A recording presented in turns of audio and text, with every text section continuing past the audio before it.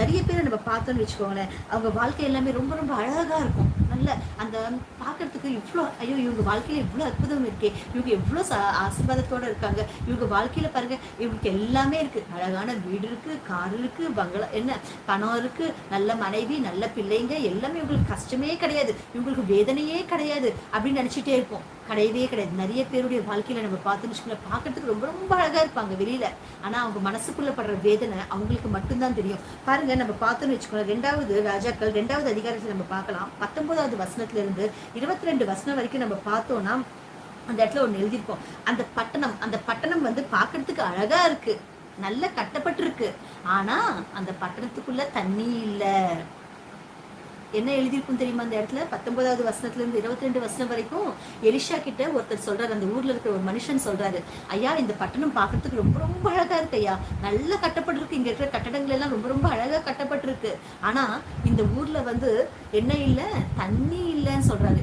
ஏன் தண்ணி இல்லைன்னா அந்த ஊர்ல இருக்கிற தண்ணி எல்லாமே வந்து ரொம்ப ரொம்ப விஷம் மாதிரி இருக்காங்க, ரொம்ப கசப்பான தண்ணியா இருக்கான், நல்லாவே இல்லையா, குடிக்கிறதுக்கு தகுந்த மாதிரி கிடையவே கிடையாது. இன்னைக்கு நிறைய பேருடைய வாழ்க்கை கூட அந்த மாதிரி இருக்கும். வெளியில பாக்குறதுக்கு அழகா இருப்பாங்க, வெளியில பாக்குறதுக்கு ரொம்ப ரொம்ப சந்தோஷமா இருக்கிற மாதிரி தெரியும். அவங்க வாழ்க்கையெல்லாம் பாக்குறப்ப வெளியில இருந்து எல்லாருமே அவங்களுக்கு என்ன, அவங்க வாழ்க்கை என்ன அற்புதமா இருக்கு, அவங்க வாழ்க்கை அவங்கள பத்தி சொல்றதுக்கு என்ன இருக்கு அப்படின்ற மாதிரி நினைப்போம். அவங்கள பாக்குறப்ப ஒவ்வொரு நிமிஷம் கூட அவங்களுக்கு என்ன பிரச்சனை இருக்குமா, அவங்களுக்கு என்ன பிரச்சனை இருக்குன்னு சொல்லி ஒவ்வொரு நிமிஷமும் நம்ம யோசிச்சுட்டு இருக்கோம். ஆனா கர்த்தர் சொல்றாரு, ஆனா இன்னைக்கு அவங்களுக்கு மட்டும்தான் அந்த கஷ்டம் அவங்க மனசு உடஞ்சி போயிருக்கும். அவங்களுடைய மனசுல தான் உடஞ்சி போய் அந்த மனசுல இருக்கிற அந்த வேதனை எல்லாமே வெளியில சொல்ல முடியல. ஏன்னா பார்க்கறதுக்கு அழகான கட்டடமா தெரியுறாங்களே தவிர உள்ள எல்லாமே நல்ல உடஞ்சி போய் இருக்கு அந்த இடத்துல. இன்னைக்கு கர்த்தர் சொல்றாரு, ஆமா அதே பாருங்க அந்த ஊர்ல கூட பாருங்க பார்க்கறதுக்கு அழகான கட்டடமா இருக்கு, ஆனா குடிக்கிறதுக்கு தண்ணி இல்லை. அழகான கட்டடம் இருந்து அந்த ஊர்ல குடிக்கிறதுக்கு தண்ணி இல்லைன்னா யாராவது அந்த இடத்துல வாழ முடியுமா, யாராவது அந்த இடத்துல நிக்க முடியுமா, யாராவது அந்த இடத்துல வசிப்பாங்களா சொல்லுங்க? யாருமே இருக்க மாட்டாங்கல்ல. குடிக்கிறதுக்கு தண்ணி இல்லாத இடத்துல எங்கம்மா இருப்போம்? தண்ணி இல்லைன்னா என்னுடைய பிள்ளைங்களை நாங்க எப்படி வாழ்வோம்? தண்ணி இல்லாம ஒரு மனுஷன் வாழ முடியுமா? வாழவே முடியாது இல்லையா? இந்த மாதிரி இருக்கே அப்படின்னு சொல்லிட்டு போயிடுவாங்க எல்லாருமே அந்த இடத்த விட்டு. கர்த்தர் அதான் சொல்றாரு, இன்னைக்கு நீங்க பாக்குறதுக்கு அழகா இருந்து மனசுக்குள்ள இருக்கிற பிரச்சனையோட நீங்க ஃபேஸ் பண்ணிட்டு இருக்கீங்களா? அந்த மனசுக்குள்ள இருக்கிற அந்த பிரச்சனைகள் எல்லாத்தையுமே நான் சீக்கிரமாவே நான் எடுத்து போட போறேன்னு சொல்றாரு. ஹல்லேலூயா.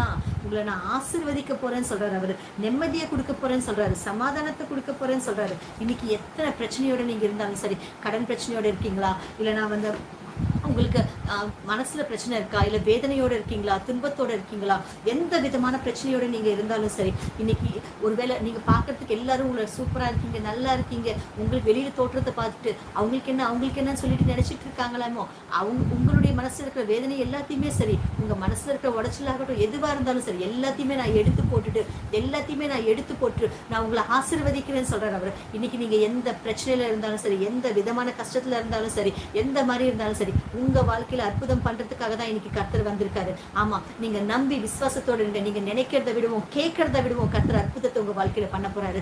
நம்பிக்கையோட இருங்க. நீங்க நம்பிக்கையோட இருக்கிற ஒவ்வொரு நிமிஷமும் என் கர்த்தரை கையை விட மாட்டாரு, நீங்க நம்புற ஒவ்வொரு நொடியும் கர்த்தர் உங்களோட தான் இருக்காரு. நீங்க எப்பவுமே சரி, யார் என்ன சொன்னாலும் சரி அதுக்கு செவி கொடுக்காதீங்க. நீங்க உங்க பக்கத்துல இருக்கிற பிரச்சனையை பார்க்காதீங்க, உங்க முன்னாடி இருக்கிற கடனை பார்க்காதீங்க, உங்க சுத்தி பேசுற ஆட்களை பார்க்காதீங்க, யாரையுமே நீங்க பார்க்காதீங்க. நீங்க உங்களுக்குள்ள இருக்கிற அந்த கர்த்தரை மட்டுமே பாருங்க. மனிதர்களை பார்க்காதீங்க. உங்களுக்குள்ள இருக்கிற அந்த தெய்வத்தை மாத்திரமே பாருங்க. வேற யாரையுமே பார்க்காம நீங்க முன்னாடி என் கர்த்தர் எனக்கு இருக்காரு. எத்தனை பிரச்சனை இருந்தாலும் சரி என்ன வெளியில கொண்டு வர. ஆமா, அந்த சிவப்பு கடல்ல இருந்து இஸ்ரவேல் மக்களை கொண்டு வந்தார். அவர் இஸ்ரவேல் மக்களை கொண்டு வந்தப்போ பாருங்க, அவர் பண்ண அற்புதம் சொன்னா ரெண்டாங்க இல்லையா? அவங்க முன்னாடி அத்தனை அற்புதங்களை பண்ணாரு. இன்னைக்கு உங்க வாழ்க்கையில கூட கூட அவர் அற்புதம் பண்றதுக்கு நிச்சயமா அவர் வெயிட் பண்ணிட்டு இருக்காரு. நீங்க இடம் கொடுத்தா போதும். நீங்க வந்து இடம் கொடுக்காம இருக்காதீங்க. ஐயா எங்க வாழ்க்கைக்குள்ள வாங்க, என்னுடைய வாழ்க்கைக்குள்ள வந்து எங்க வாழ்க்கையில அற்புதம் பண்ணுங்க தேவனே. நீங்க என் கூட வந்தீங்கன்னா, என்கிட்ட இருந்தீங்கன்னா என் வாழ்க்கையில அற்புதம் நடக்கும் தேவனே. நீங்க வாங்கயான்னு சொல்லி இன்னைக்கு கூப்பிடுங்க. எல்லாரும்